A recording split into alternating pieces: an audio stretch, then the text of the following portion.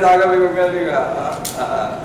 Ladies बायकांनी जरा पुढे या, म्हणजे काय बाईचा आशीर्वाद पाहिजे ना मला.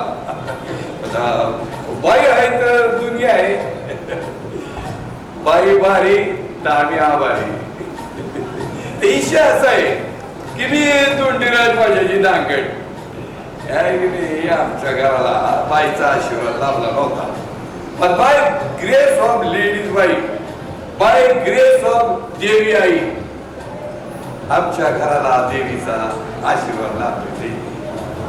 तर लक्ष्मीच्या रूपात, लक्ष्मीच्या पावलेनं आमची सुनबाई या घरात आलेली. तर आता थोड्या दिवसामध्ये अक्षय तीर्थीतून ते अक्षय तीर्थ अक्षय राजा राजा कुठे गेला? अरे आज सण कुठलं काय झालं? आज सण कुठलं? माझे ना जीव वळण झाले.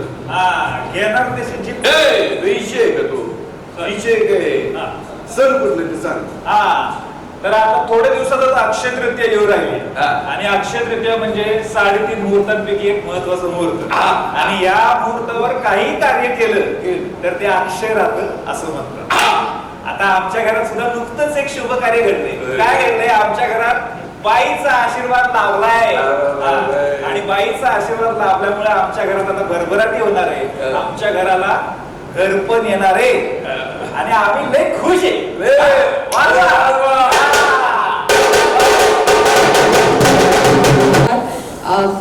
कॅमेरा सेटअप सोडून जे उभे आहेत त्यांना विनंती आहे कृपया स्थानापन्न व्हावं. आपल्या प्रत्येकाच्या आयुष्यामध्ये स्त्रीचं, महिलेचं महत्त्व हे अनन्यसाधारण आहे. मग ते आईच्या रूपात आहे, बायकोच्या रूपात आहे, बहिणीच्या रूपात आहे किंवा मैत्रिणीच्या रूपात सुद्धा आहे. स्त्री ही घराला खरपण देत असते. आपण नेहमीच असं म्हणतो.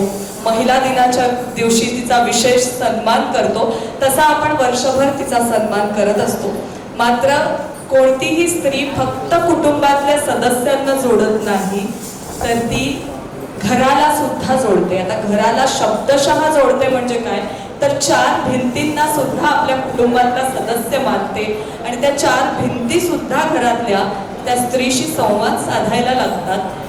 अशाच या मागच्या घराच्या भिंती कोणाशी तरी संवाद साधणार आहेत. कोणाशी संवाद साधणार आहेत पाहूया. सुरुवात करतोय आपण बाई तुझा आशीर्वाद या मालिकेच्या पत्रकार परिषदेला.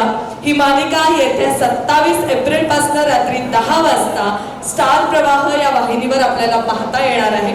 सुरुवात करूया. हे घर आपल्याला काय सांगतंय ऐकू.